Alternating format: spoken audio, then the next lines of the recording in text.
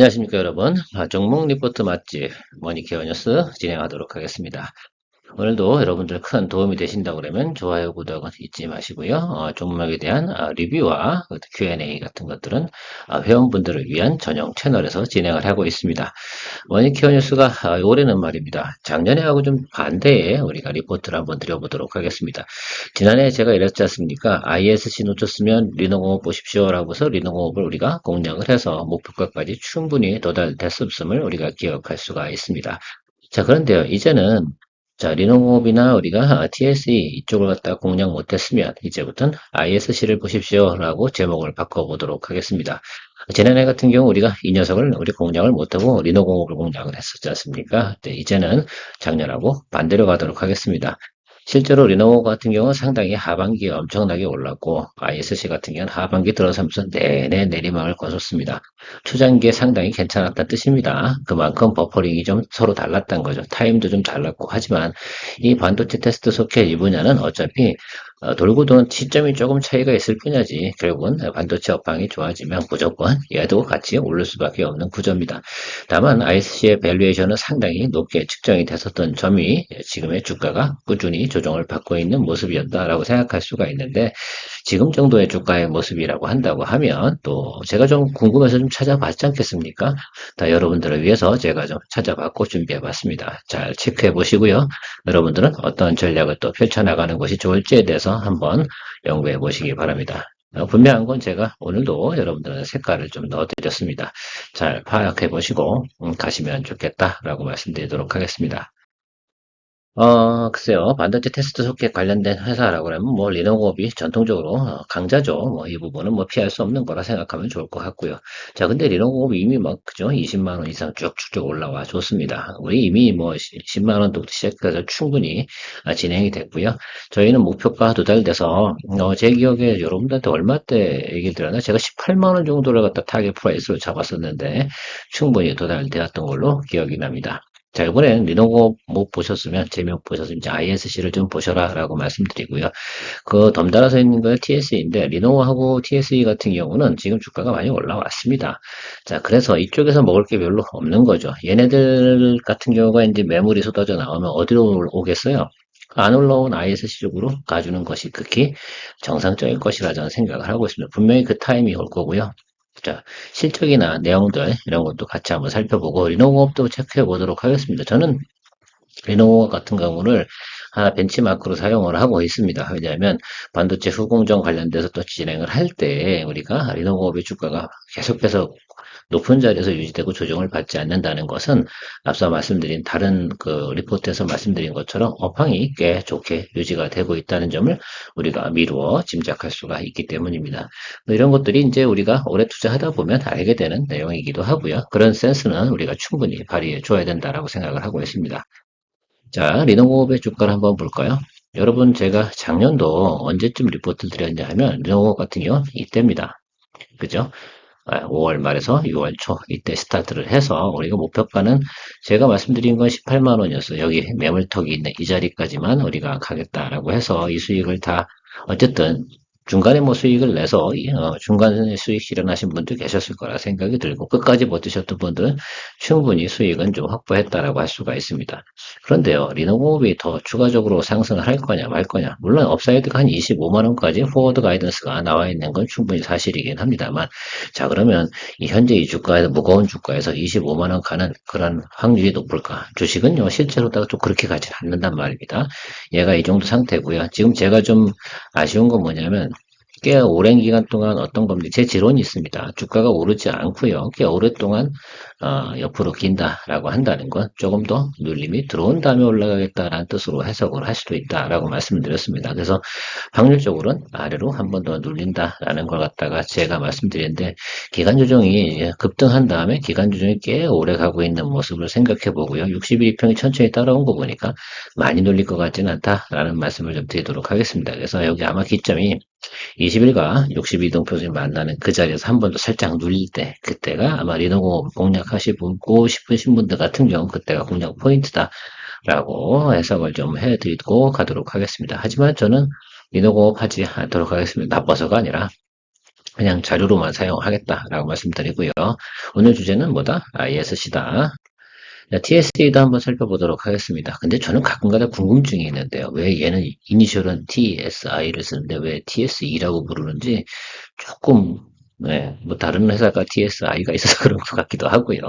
아무튼 조금 궁금하긴 했습니다만 어쨌든 뭐 이름이 조금 헷갈릴 수 있으면 이제 영어로 할 때 TSI입니다. 자, 그 내용으로 보면 여기 같은 경우 중 충분히 올라왔으니까 더 올라갈 만한 자리가 별로 없지 않겠습니까? 예, 이 점이 좀 중요하다 생각을 하고 있습니다. 어쨌든 얘 같은 경우는 이제 전통적인 방식의 테스트 소켓들을 사용하는 것이다. 리노하고 DSE 같은 경우는 특히 이제 메모리 쪽 관련돼서 테스트 소켓을 많이 활용하고 있는 그런 쪽으로 진행을 하시면 좋을 것 같습니다. 자, 여기 끝나고 나면 다음에 어떻게 됩니까? 아무래도 상용화되는 제품들, 모바일 제품들, 뭐 이런 것들 상당히 많이 또 진행이 될 거라고 생각하시면 될 겁니다. 뭐 우리가 앞으로 생각해야 되는 것들은 이제 제품들도 생각해야 되잖아요. 그 점에 있을 때 또 ISC가 상당히 또 강력하다라고 생각할 수가 있습니다. 뭐 충분히 올라왔으니까 얘들 같은 경우는 뭐 브레이크 타임 가져가는 건 중요치 않나. 그래서 참조적으로 DSE 같은 경우는 잘 배워보시고 가면 될 것 같습니다. 뭐 과거에도 이런 것도 있잖아요. 여러분 리더공업을 놓쳤는데 뭐 할까라고 할 때는 이런 종목이 눌림이 들어와 있을 때 여러분 잡아주시면 되지 않나라고 생각을 합니다. 사실 그렇잖아요. 리더공업이 참 고점에 있는데 얘 같은 경우는 그 사이에도 우리가 말씀드리면 이때가 이제 폭발적으로 스타트 라인인데 중간에 엄청 쉬었잖아요. DSE 같은 게. 리노공업은 어떻게 돼요? 이 윗단에서 확 올라와서 이래고 자리 잡고 있는 거고. 차이가 뭐겠습니까? 바로 그래서 우리가 벤치마크를 가지고 있는 건 그만큼 의미가 있다라고 말씀을 드립니다. 항상 제가 뭐 방산주도 벤치마크를 잡아야 되고, 뭐 자율주행도 벤치마크를 잡아야 되고, 반도체도 벤치마크를 잡아야 되고, 모든 예를 들면 업종별로 벤치마크 하려면 해야 될 만한 녀석들은 하나씩 잡고 가시는 게 중요하다라고 말씀드리도록 하겠습니다. 일단 ISC에 대한 기업의 현재 실제 상황을 한번 살펴보도록 하겠습니다. 뭐 계속 적자였어요, 작년도 같은 경우는. 그럼에도 불구하고 주가가 저점에서 엄청 치고 올라와서 또 계속 뭐 그냥 그럭저럭 해왔어요. 어쨌든 영업이익도 좀 나오고 했고, 흑자 전환도 했고 그랬는데도 워낙 밸류에이션이 어떻습니까? 높게 측정이 되다 보니까 주가가 계속 조정을 받고 있어 왔습니다. 자, 근데 2024년도에 우리가 이제 포워드 가이던스 우리가 생각해 보면 상당히 좋은 실적을 예상하고 있다는 점이 중요하다라고 생각할 수가 있습니다. 영업이익을 710억 원, 매출액 2,524억 원 정도를 포워드 가이던스로 제시하고 있다는 점이 상당히 중요하고요. 일단은 뭐 이 회사 같은 경우 좀 노력은 잘하고 있는 거고 특히 이제 장점이 뭐야 실리콘 러버 이 부분이 주력 아니겠습니까? 그죠? 뭐 다른 데 같은 경우는 포고를 많이 사용하잖아요. 리노공업 같은 경우는 얘네 같은 경우 실리콘 러버랑 포고 둘다 소켓을 주력으로 하고 있습니다. 이에서는 상당히 좀 차이가 좀 있다라고 생각할 수 있는데 알고 보면 뭐 그게 그거죠. 또 하나 이런 거죠. AI 칩 관련된 칩 같은 게 앞으로 계속해서 개발이 되고 진행이 되는 과정이 나타날 때 이런 것들은 수요가 따라올 것이면 틀림이 없다라고 저는 생각을 하고 있습니다. 시간의 문제지 주가가 결국은 뭐 그러니까 밸류에이션을 갖다 어떻게 잡느냐. 지난해 우리가 좀 ST팜 같은 경우도 BR 밸류수가 90 몇 배 이렇게 측정을 하다가 올해 지금 많이 내려와 있지 않습니까? 이런 거랑 상당히 비슷하다라고 할 수가 있었습니다. 지난해 같은 경우 영업이 적자가 났는데 주가는 계속 올라가서 그러니까 고밸류에이션 돼버린 거죠. 결국은 그것이 지나치게 과도하게 평가되어졌다라고 생각을 할 수가 있습니다. 영업이익은 안 따라오는데 개선된다는 거 하나만 갖고도 그만큼 올라갔다는 건 다음번에 정말 실적이 괜찮아지면 얼마나 많이 주가가 올라가겠습니까? 그 점도 생각을 해보고 접근해 보도록 하죠. 아무튼 우리가 좀 체크해 보면 이게 2023년도에 대한 밸류에이션 테이블이다라고 생각해 볼 수가 있습니다. 이게 보세요. PL 밸류에이션이 이 정도까지 올라갔단 말입니다. OP 마진 8%. 이렇게 데이터가 안 좋은데 말입니다. 주가는 엄청나게 많이 올라가서 높은 밸류에이션을 받았다. 근데 올해는 어떻게 될까요? 주가가 많이 내려와서 이런 식으로 진행의 실질적인 데이터가 나온다. EPS도 상당히 좋아지고요. 이게 과거보다 훨씬 더 좋아진다는 얘기를 드리고 있습니다. 지금 이 부분 보이십니까? 그렇죠? 난 이거 하나만 갖고도 이 정도 데이터면은 전년 대비해서 그죠? NPM이 500%가 넘는다. 윙 놀랍지 않습니까? 매출액도 지난해보다 어떻습니까? 거의 했어요. 한 70%, 170% 정도 되는 거죠. 대비로 한다고 하면 영업이익도 110억 원에서 710억 원으로 늘어나는 거. 이런 것들을 여러분들께서 잘 생각해 주시고 접근해 주셔야 된다. 이런 데이터가 있는데 왜 주가는 안 좋을까라면 또 우리가 파악을 해 봐야 되죠. 왜 지금 주가가 가장 낮은 구간일까? 체크해보면 바로 요것 때문에 그렇습니다. 우리가 이게 이제 흑자 전환해서 좋았는데 밸류에이션 대비 높다 보니까 매수하기가 상당히 어려운 구간까지 온 거고요. 지금 요 구간 YY 대비해서 지금이 조금 빠지는 구간이고요. 2쿼터부터 3쿼터 넘어가는 그 과정에서 폭발적인 성장세가 나올 것으로 예측을 하고 있습니다. 뭐 전년 대비해서 요 구간 그죠? 요거 모습 좀 살펴주시면 좋을 것 같습니다. 그러니까 YY 대비해서 그러니까 뭐 300% 이상 증가가 되는 부분이고요. 글쎄요. 제가 볼 때는 그 일단 매출 부분, 특히 영업이익 부분에서 늘어난 부분이 500% 이상 이 부분도 좀 체크해 보시면 좋을 것 같습니다. 자, 그러면 이게 과도한 밸류에이션이냐라고 생각해 보면 그렇지 않네. 왜냐면 결국은 나오는 거 아니에요. 영업이익이 나오기 시작을 한다 그러면 그 밸류에이션 가치가 바뀌어 나가는 거 아니겠습니까? 그러면 그거에 대한 평가 구조도 같이 바뀌어 나가는 것이 극히 정상일 것이라고 생각을 하고 있습니다.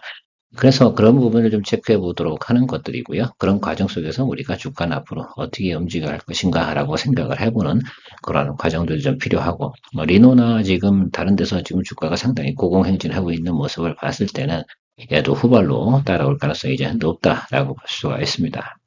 마지막으로 이제 ISC는 어떻게 공략하는 게 좋을까라고 생각을 해보도록 하죠. 자, 그런데요, 제가 볼 땐 이 종목 같은 경우는요, 분명하게 222동평에서 아랫단으로 한 번 정도 더 눌려 들어올 것이면 틀림이 없을 것 같아요.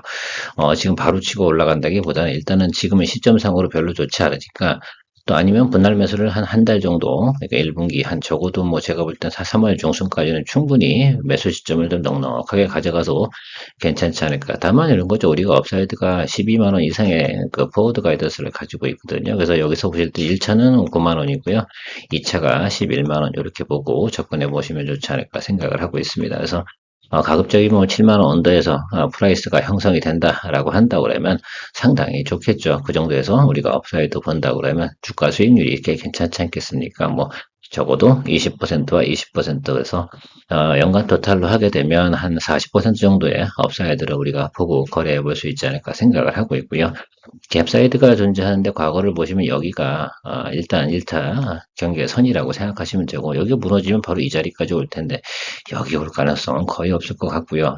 여기까지 올라고 그러면 매크로가 좀 깨져야 되는데 그럴 만한 상황은 좀 아닌 것 같습니다. 제가 볼 땐 그래서 여기서부터는 좀 분할 매수 들어가 주시는 것이 여기 이 구간까지 형성이 된다 하더라도 말입니다. 그래서 한 달 정도를 갖다 여러분들께서 잡아주시다 보면 충분히 좋은 업사이드로 변화가 올 거다라고 생각하고 있습니다. 일단 업황이 상당히 좋고요. 이쪽 분야가 글쎄요. 제가 볼 땐 주가가 추가적으로도 하락할 만한 사유는 많이 발견되지는 않고 있습니다.